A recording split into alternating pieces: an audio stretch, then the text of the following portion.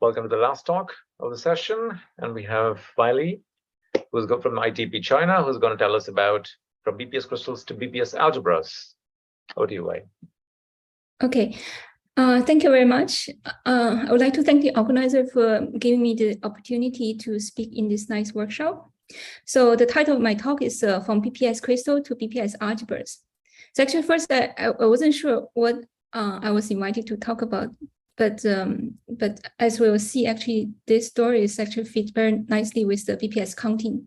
So this algebra provides a very efficient way to count BPS days for certain systems, and there's a hope to generalize this story to other systems as well. So and this is based on the work I did during the last 2 years, first with Masahito Yamazaki, and later also with Dmitry Galakov.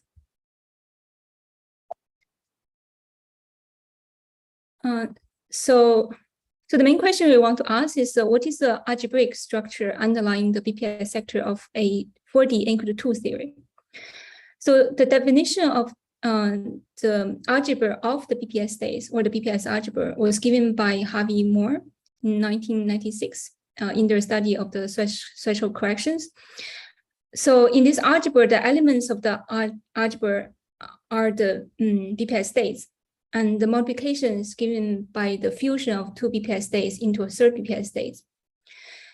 So this is kind of analog to the Cairo algebra of the 2D anchored 2 superconformal theory. And because this is a character of the, sorry, not character, this is something about the BPS sector, so it's quite robust, and it controls many aspects of the theory, such as counting and word crossing. So the system we want to focus today is the type 2A string on a generic toric Calabi-Yau threefold. And we want to consider the half BPS sector, which is given by the D-brane wrapping holomorphic cycles. So we want to ask, what is the BPS algebra for this half BPS sector? So today I'm not going to derive this BPS algebra directly from the definition as a fusion of BPS states, because that would be far too complicated for this system. So second, I want to say that for this system, there's actually already some different formulation of the BPS algebra for subset, not for all the toric Calabi-Yau threefold, but so this is done in different setups, and these setups are all related by string duality. So they're essentially capturing the same BPS sector. So first is the first version is given in terms of this cohomological Hall algebra, the CoHa. So this is done by Konchevich and Sweberman in their study for word crossing. So this they can define it for general toric Calabi-Yau 3, and the definition is a bit abstract. And then so for the C3 case, in the study of these junctions in twisted M theory, so this group has formulated this BPS algebra as the alpha Yangian GL1. And then also in the study of AGT or the corner VOA, so the BPS algebra show up as some truncation of the W algebra. So this works when there's no compact first cycle in the Calabi-Yau threefold. So you see, because there's a different setups that's related by string duality, so the BPS algebra should be essentially the same. So this is indeed true for the C3 case. So for the C3 case, people have already shown that if you start from the alpha Yangian GL1 and you take the Borel subalgebra, then you land on the CoHa for the C3. And we also know that alpha Yangian GL1 is isomorphic to the universal enveloping algebra of the W1 plus infinity. And from there, you can truncate. You can truncate to Wn, and then that will be the algebra that show up in the AGT, and you can even truncate further and got a 3-parameter family of W algebra that show up in this corner VOA construction. So you see that in the C3, this alpha Yangian GL1 plays a central role. So in this talk, we're going to define the alpha Yangian version of the BPS algebra. So we're not going to define this algebra directly. We're going to use a kind of a bootstrap method. So we're going to derive it based on how they act on the BPS states. And we'll see that this method applies to all toric Calabi-Yau threefolds in one go. And also compared to this, the advantage is easier to write down explicit relations. So, so in particular, this system we want to look at is a type 2A string, generic toric Calabi-Yau threefold, and we look at the half BPS sector. And this half BPS sector has an effective description of the into 4 quiver quantum mechanics given by quiver and superpotential. And from here, you can see that the BPS states is given by the certain 3-dimensional color crystals. So we use this description as the BPS states, and then we first fix how the BPS algebra should act on these BPS states. This action is fixed by demanding that this will reproduce the fusion process. And this once you fix this action, we can derive this BPS algebra from this action. So it's kind of a bootstrap, and the resulting algebra we call it quiver Yangian because it depends on the quiver and superpotential data. So as I mentioned earlier, the advantage is that this applies to any toric Calabi-Yau threefold, and it can give you very explicit algebraic relations. Also, this formulation is very easy to generalize to trigonometric and the elliptic version. Also very easy to describe representations. So in this bootstrap method, it's enough to, so this BPS sector has different chambers, the different separated by the wall crossing. So in this bootstrap, it's enough to use the one particular chamber, the so-called non-community DT chamber. And once you obtain the algebra, you can see that all these other chambers correspond to different representations.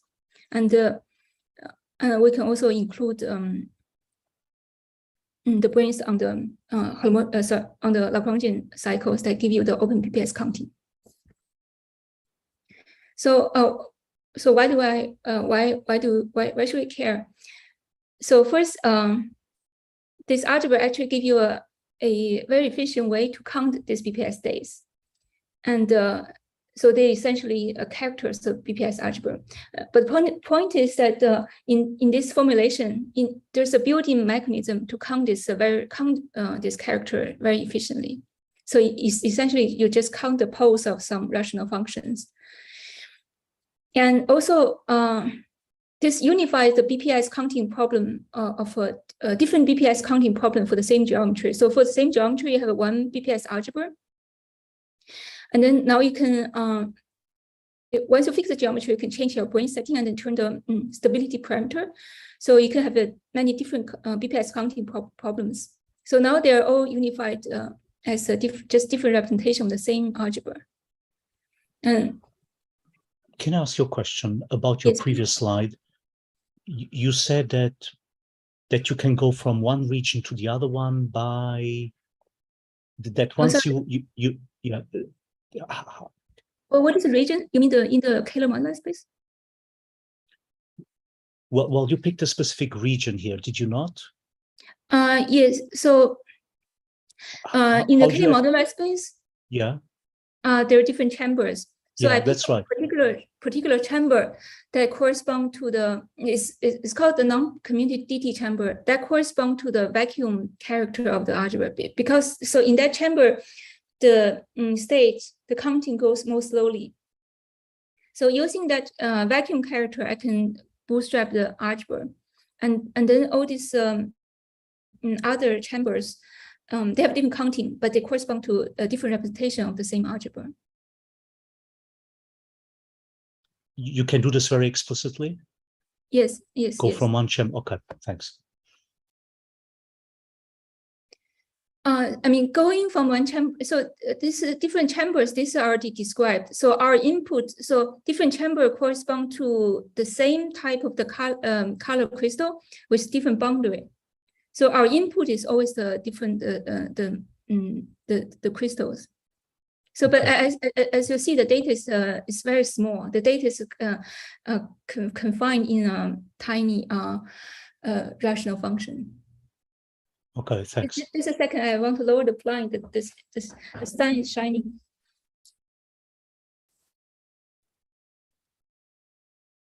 Yeah, thank you for the question. Yeah, please stop me if it's not clear. Right, so I just explained that this unify different BPS counting problem for the same geometry. And so as we know, there are also correspondence that involve BPS sectors. So now once you have the BPS algebra for this BPS sector, you can use it to prove this correspondence algebraically. For example, we can use it to prove the AGT for more general setting, and also give an algebraic proof of the gauge Bethe correspondence. So I will explain this later. So I just finished the introduction, and so first I will explain what these BPS crystals are, and then I'll explain how to use this BPS crystal to bootstrap the BPS algebra, which is a quiver Yangian, and then I will explain different representations and countings, and then summarize. Right, so this is the system we want to consider today. It's the type 2A on a generic toric Calabi-Yau threefold. And we want to look at the half BPS sector with D-branes on holomorphic cycles. So in particular, first, I want to consider the case with only one D6 brane and arbitrary number of D2 and D0 and no D4. So this will correspond to the rank 1 Donner-Thomas theory. And to start with, we don't consider D4. And if you want to have D4, then that will correspond to the truncation of the algebra. So this BPS, the sector can be described by the word volume theory living on the intersection of these branes. So essentially, it's on the D0. It's given by this include 4 quiver quantum mechanics. So from the toric data to this quiver data, so this step you can obtain it using many different methods. For example, this brane tiling technique. So this map is can be one to many, but we always just start from we always start from the quiver data. And if you have the same toric Calabi-Yau but different quiver data, those are related by quiver mutation, and our conjecture is that in the end they are isomorphic. So the quiver data is so a quiver has 2 pieces of information. One is that is a set of vertex A, and each vertex corresponds to a UN gauge group, and then also a bunch of errors connecting these vertices. So each error corresponds to a chiral field that transforms as a bifundamental of the 2 vertices at the beginning and end. And then also we need a superpotential, which is sum of monomials of this chiral field, and with the property that each chiral field appear exactly twice, each with or once with plus sign, or once with minus sign. So this is the C3 example. So for the C3, there's 1 gauge node, 1 vertex, and the 3 self arrow that correspond to 3 hadron field. And this is the superpotential with these 2 terms. So, this property of the superpotential is such that you can repackage this information of the quiver and superpotential into a periodic quiver. So by periodic quiver, I mean that I draw this quiver periodically on R2, and each phase, around each phase, I want the arrow to point in one direction. So each phase give you a loop, and then in the fundamental domain, each term, in the fundamental domain of this periodic quiver, each phase corresponds to a term in the superpotential, and the orientation corresponds to the plus minus sign. So for example, this is a C3 case. So this, I just draw this. So this is supposed to cover the entire R2. So I'm just drawing this small part. So this 3 color field correspond to the 3 direction, the X1, X2, X3 direction.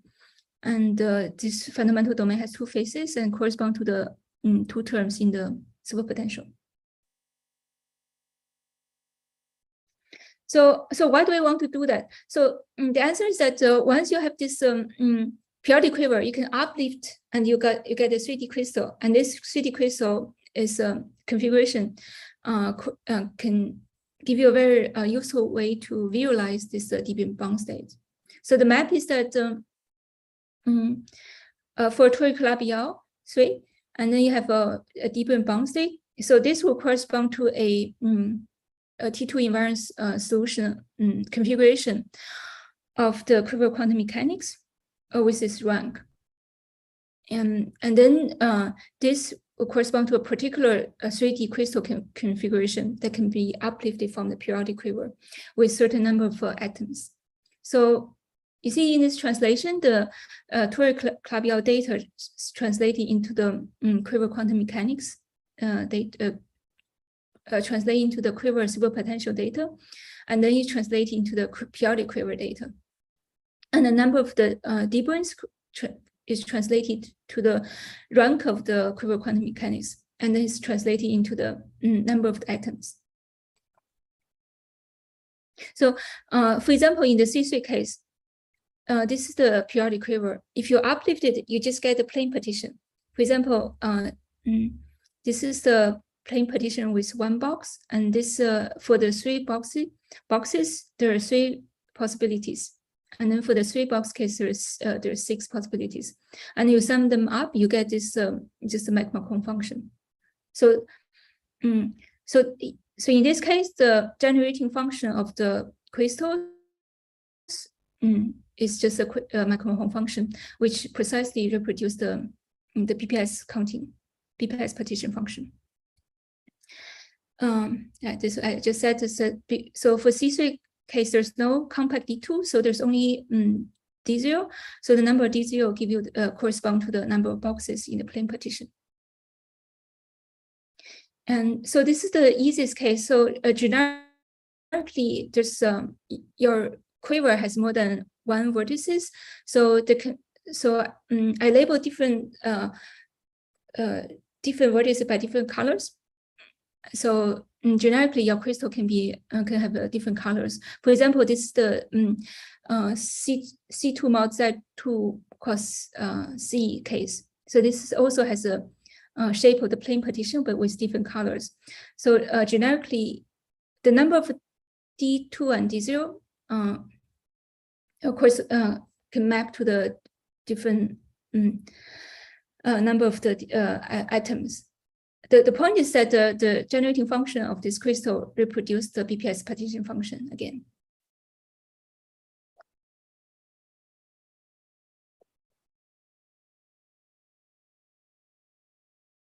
Sorry, let me lower the line.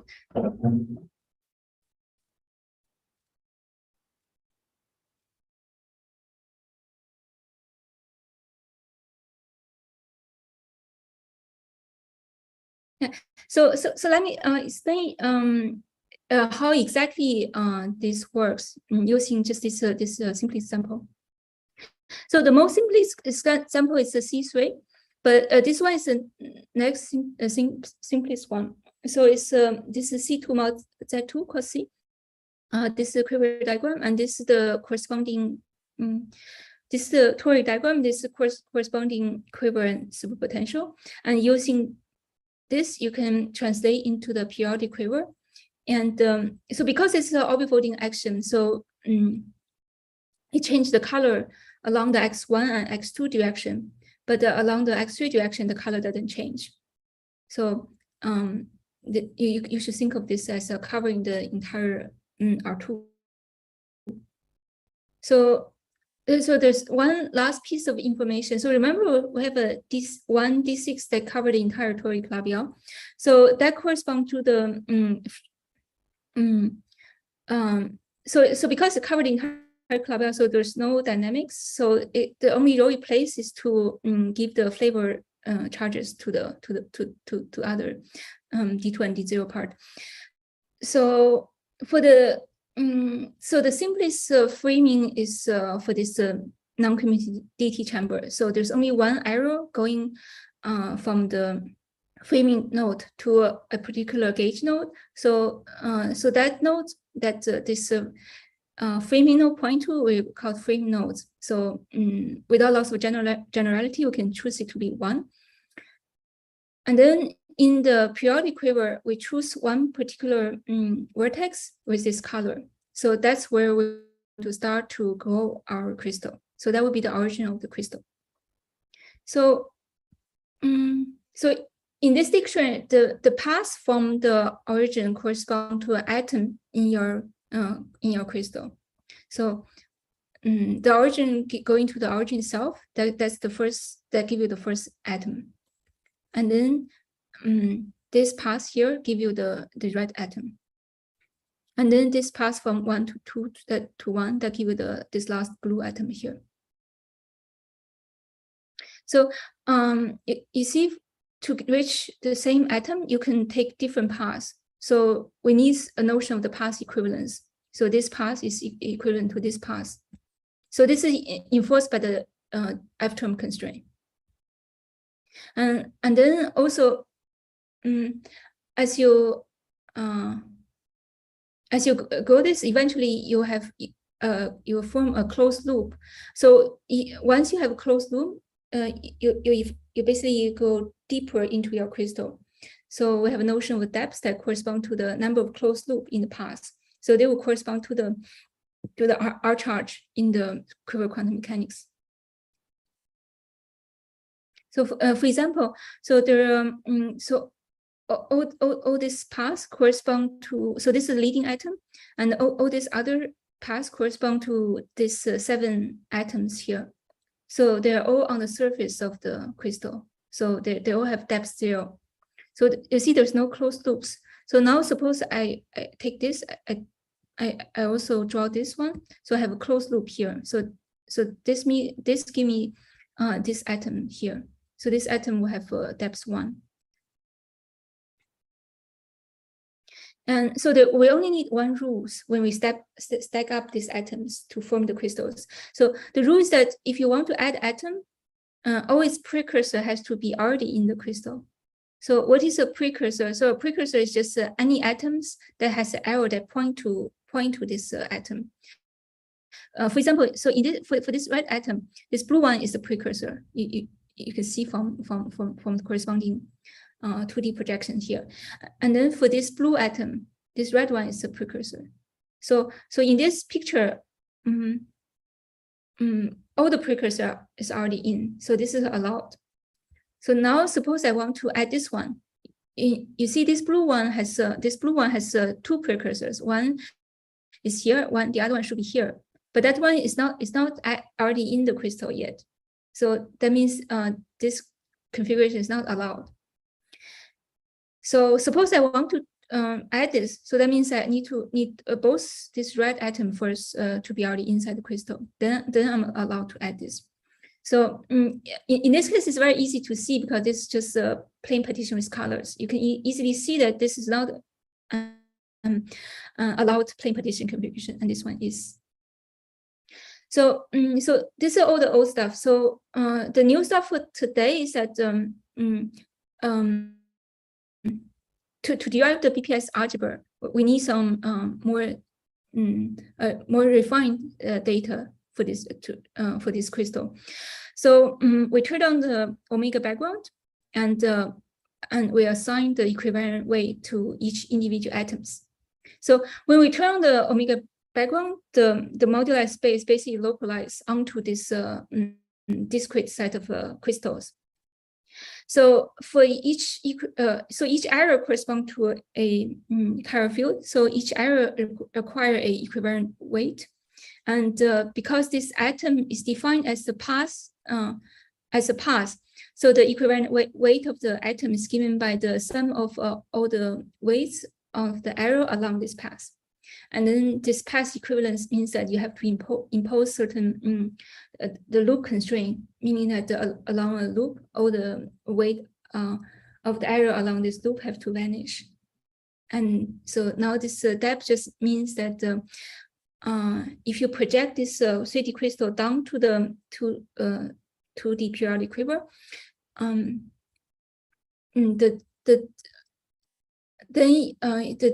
different atom, so then you get the same weight but with different depths.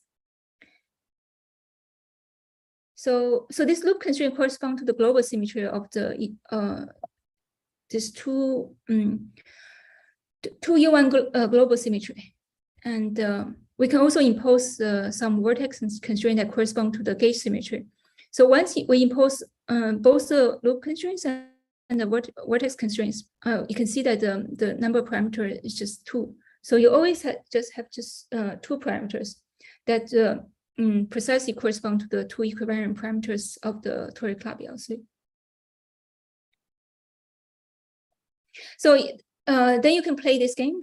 So you can do this for any toric Calabi-Yau. So this is resolved conifold. It has this is periodic quiver. It has 2 colors, and this the 3D crystal. It has the shape of the pyramid with 2 types of atoms, and this is one example with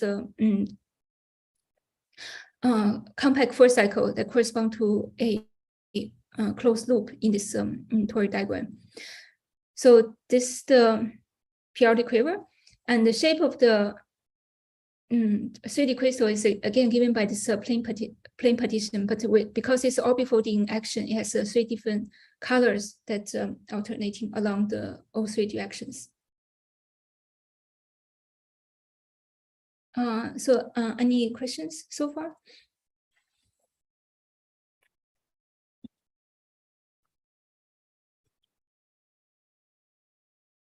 So this is just a BPS crystal. Now I want to explain how to use this BPS crystal to bootstrap the algebra.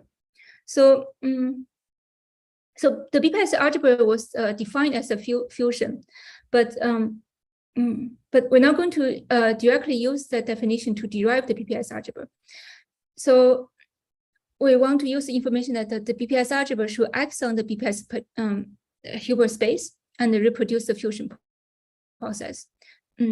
So in particular, this action should take any state to another state. So that means that we should define the generator of the BPS algebra as changing the BPS state by a smallest unit. So because the BPS state is given by crystal, so the smallest unit should just be the atom. So that means for each crystal, so there's some Cartan generators, and then there should be some racing operators that increase the atom, and there's some lowering operator that remove the atom from the crystal. So then we fix the actions of this these generators and any crystals, and once we fix this action, we can try to find all relations of these generators on any crystal K. Then the BPS algebra is just given by the free algebra generating by this set of generators and divided by all relations. And because the BPS Hilbert space is infinite dimensional, we expect that there should also be infinite number of racing Cartan lowering operators. So we organize them in this way, similar to the CFT. And so this color labels the different colors of the atom in your crystal. So for each color, we have a triplet of a racing Cartan and lowering operators. So this is a strategy. So this is the ansatz. So for each crystal state, it should be the eigenvalue of all the Cartan for all the vertex A, and then the action of the E on K is given by this. So the pole is given by the weight of the atom that is about to add. So starting from any K, you should add the atom, and this pole is given by the weight of this atom that is adding. And similarly for the lowering operator, start from any K, it remove an atom and all possible all allowed states, all allowed positions, and the pole is given by this weight.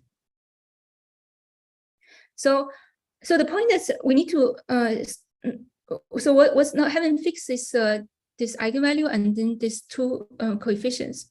So we want to define in such way that this is automatic, meaning that you can only add atom or remove atom such that the final state are still allowed crystal state. For example, in this case that we seen earlier, suppose this two atom configuration is the initial state.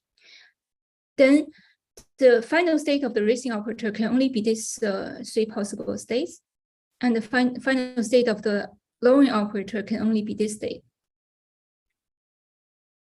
So do you get unique relations?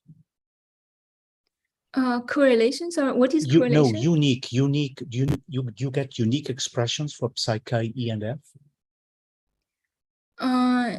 You are going to define them now, right? In a specific manner. I'm going to define it. I'm going to get. Yeah. Go ahead. I'm going to get one expression that fits Bill and has all the nice properties. I doubt that you can see. I doubt that there's other. We didn't prove that it's unique, but I very much doubt that there's others. Okay, thanks. So we want to fix this such that you reproduce the fusion process. So we refine these answers a bit more. So this is inspired by the case for the C3. So the algebra there is already known.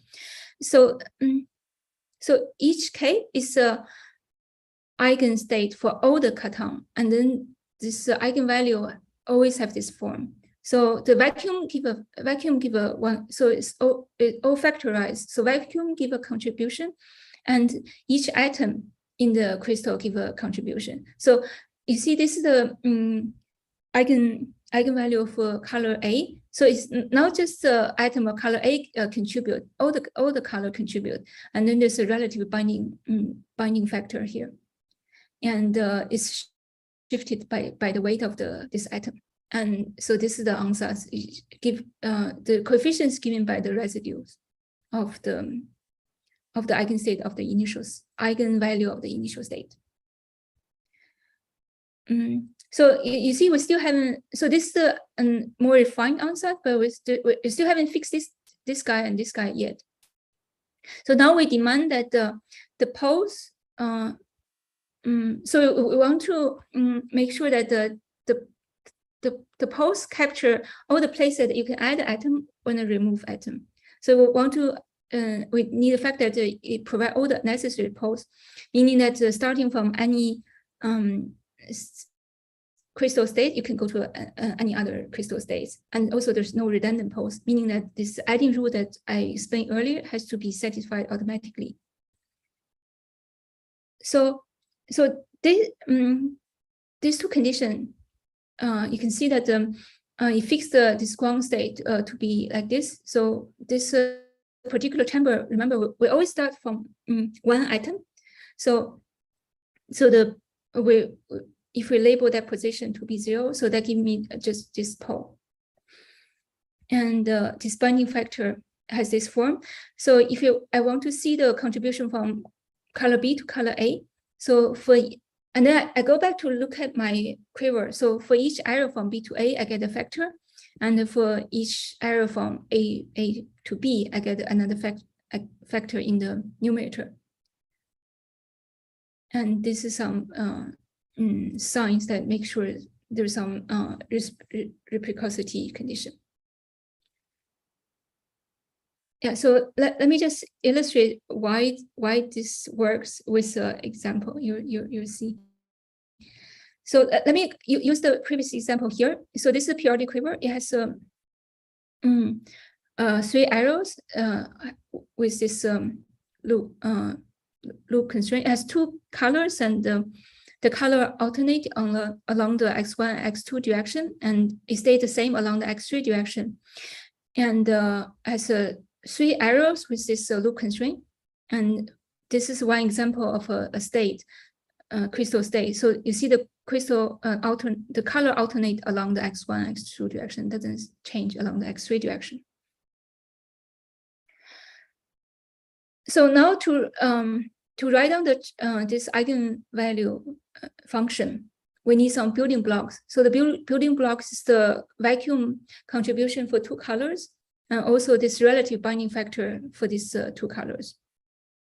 So this is a ground state contribution that give you these 2 functions, and then this you can read out from here this 4 relative binding factors. So 1 to 1 is the same, 2 to 2, and 2 to 1 and 1 to 2 are the same. So now you can just check that they're all the necessary poles are there, and there's no redundant pole. So for example, the vacuum. So the vacuum has you just have this vacuum contribution 1 over z. You see there's 1 pole for the blue atom. So this corresponds to this pole corresponds to the fact that you can apply the E generator for the first atom, and you get this first blue atom. And then there's 1 pole, you already used it, so there's no pole for the F generator, meaning that the F generator will annihilate the vacuum, which should be the case. And then for the color 2, this vacuum contribution is just 1, so you can neither add atom nor remove atom from the vacuum, because the first one should be the color 1.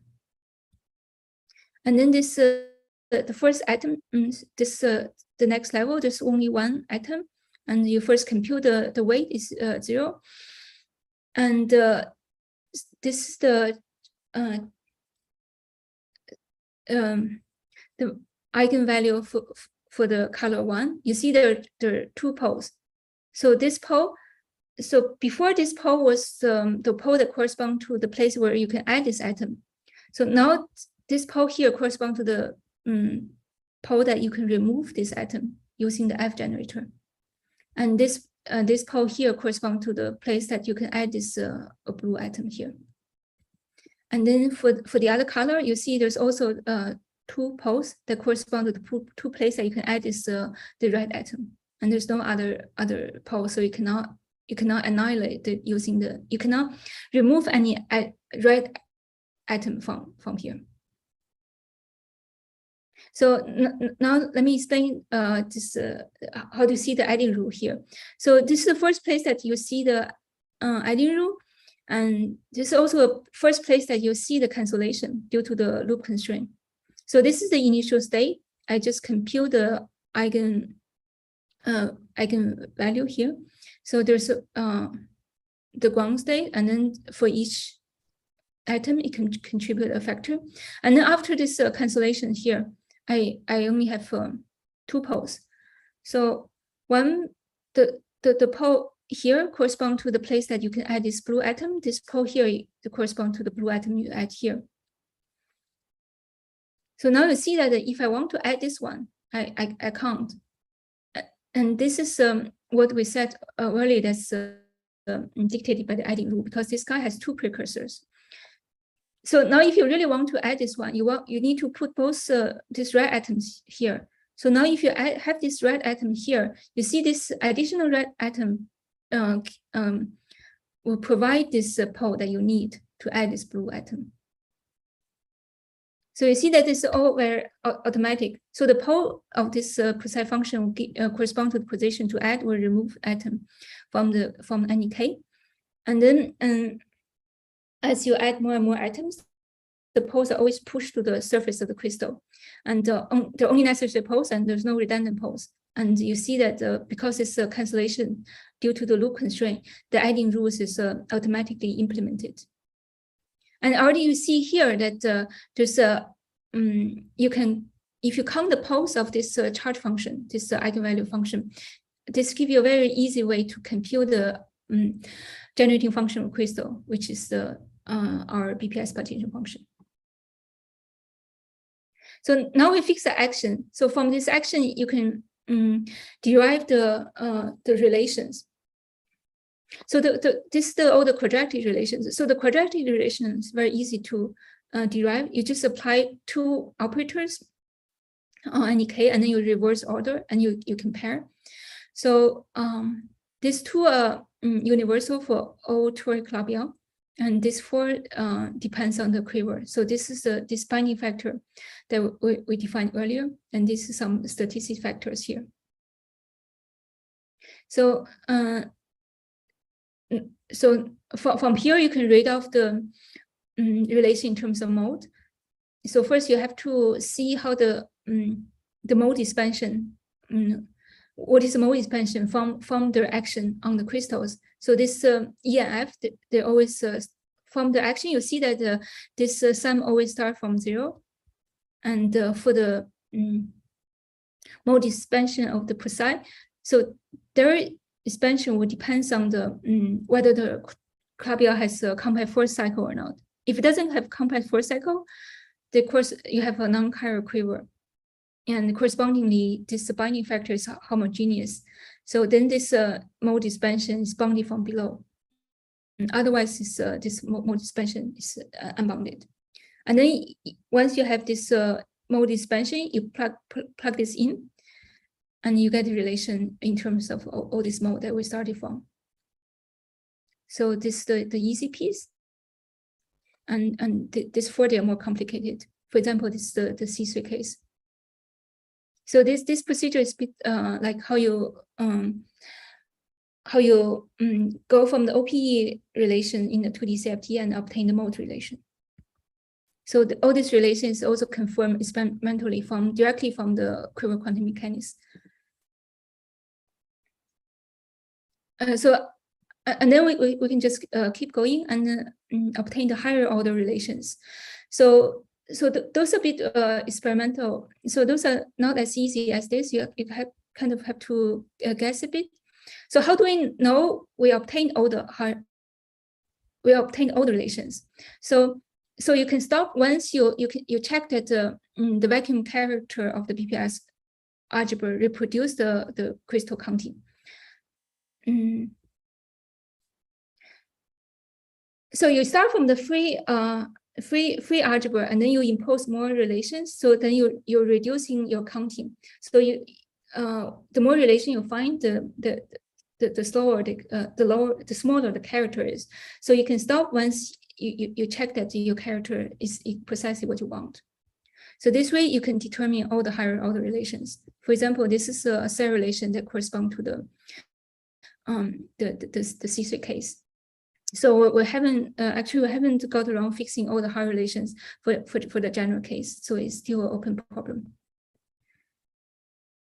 So once you have this mode relation and all the cell relation, you can compare to the known case. For example, for this type of Calabi-Yau, you reproduce the alpha Yangian of this super Lie algebra. And so this formulation is also very easy to generalize to the trigonometric and elliptic version. So this bounding factor we seen earlier is given by some rational function. So all the factors they're rational. So now if we replace this rational factor by some singe factor, we got the trigonometric version, which is called toroidal quiver algebras. And if we replace by this rational factor by theta function, we got the elliptic version, which is called the elliptic quiver algebra. So then the slight difficulty of this trigonometric and elliptic relative to rational case is that there's some central charge you can turn on. So with a central charge, then this 3D crystal is actually not the representation anymore. So the trick we did is that we first turn off the central charge, and then we bootstrap the algebra, and then we turn it on, and then we fix the remaining bit by associativity. And then we check that it's confirmed by the 2D 2, 2 theory. This is for the trigonometric case, and the 2D equal to 2 case for the elliptic case. So now I'm going to explain the representation that give you the accounting for other chambers and other setups. So any questions so far?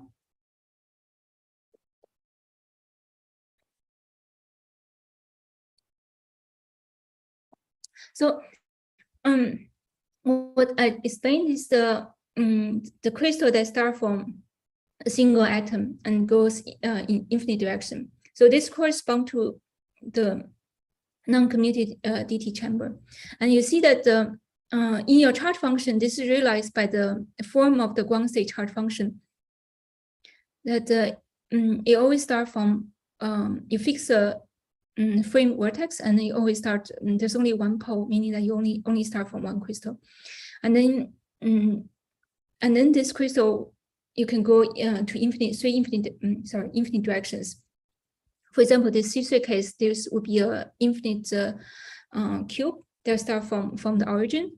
And for the result manifold, is this infinite pyramid that has one atom at the top. So you can translate into the framing, meaning that from the framing node, there's only one arrow going to the frame node.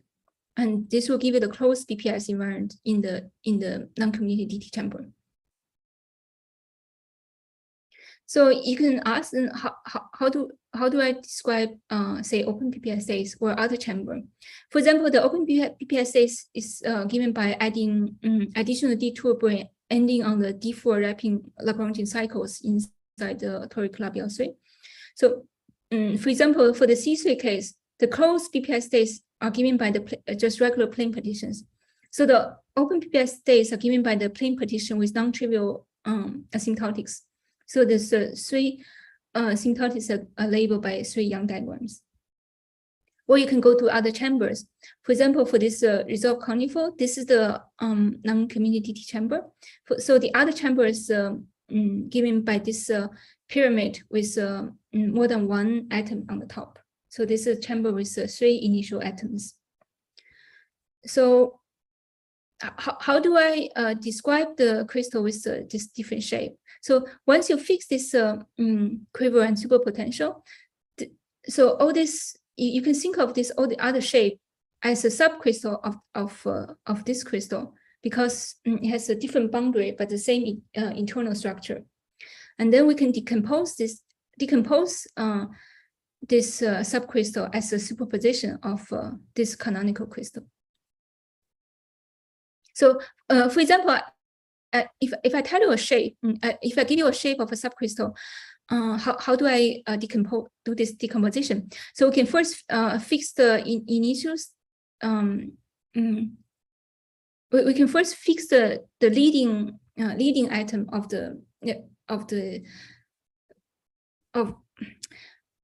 this canonical crystals inside this. So this blue one is a canonical. This blue part has this same shape as this canonical crystal. So you see that you can try to reproduce this by superposition, have a superposition of these 2 canonical crystal. But then when you go deeper, they start to overlap. So to avoid overcounting, you have to add a negative canonical crystal here. And then if it's even more complicated, then when you go deeper, this a negative crystal will also start to overlap. So then you have to add back some positive crystal. So then you can just continue until you reproduce the shape that you're given. And you can also truncate this crystal by adding artificially some negative crystal. So this will be useful if you want to, for some reason, describe a two-dimensional slice of the crystal. So you can generate arbitrary simply connected subcrystal this way.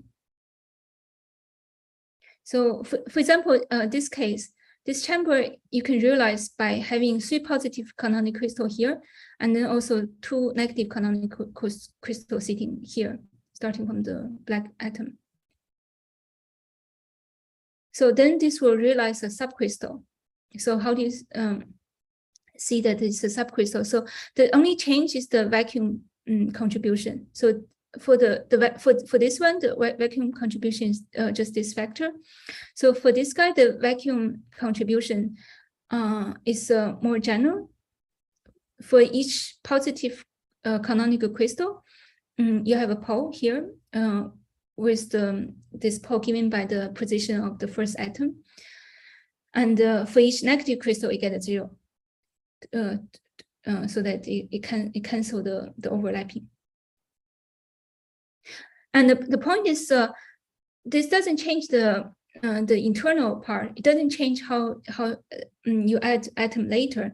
So for all the cases, the pole of the entire charge function still give you the position to add or remove the atom. And for all these cases, you can still compose to compute the crystals, to compute the crystal generating function to reproduce your BPS partition function. So I will skip this part. This just change the shifting, and you can also read off how the framing should change. Okay, so let me summarize. So we look at the type 2A on generic Calabi-Yau 3, and then we ask what is the BPS algebra of this of the half BPS sector of the system. So we use the effective description of the N-4 quiver quantum mechanics, and we use that to define the BPS state as a 3D color crystal. And from the action of the BPS algebra on this crystal, we bootstrap the algebra itself. And the result is a quiver Yangian. And this is how the quadratic relation looks like here. So as we see that it's very easy to generalize to trigonometric and elliptic version. And this basis is also very easy to describe non-vacuum representations. So I already explained this application because all the for all these other chamber were having other A-branes, the BPS countings are still given by the generating function of the subcrystal. And for all these subcrystal, you can just count the poles of this eigenvalue function to reproduce the counting. So this you can write a mathematical program to compute this very easily. And also we can use it to give an algebraic proof of the gauge beta correspondence for the non-chiral quivers. So this gauge beta correspondence says that for certain 2D 2,2 gauge theory, if you look at the vacuum equation, it has the form of the beta ansatz equation. So we reproduce the spin chain by the crystal chain. So meaning that on each side, instead of having a spin, we have a crystal. And then we can write our Lux operators and transform matrices and the off-shell beta vector in terms of in terms of the quiver Yangian generators. And from there, we can derive the beta ansatz equation, and we can check that it indeed reproduce the vacuum equation of the corresponding quiver gauge theory. So there's some possible future directions. So we have one formulation of this BPS algebra. We can ask whether how to map this to other formulations, to VUA or to this double coha. So there's also other way to construct this BPS algebra using this so-called gluing construction. Want to see whether this can also shed some light on how to push this gluing construction to general Calabi-Yau 3. And maybe test the conjecture that the quiver Yangians related by quiver mutation are indeed isomorphic.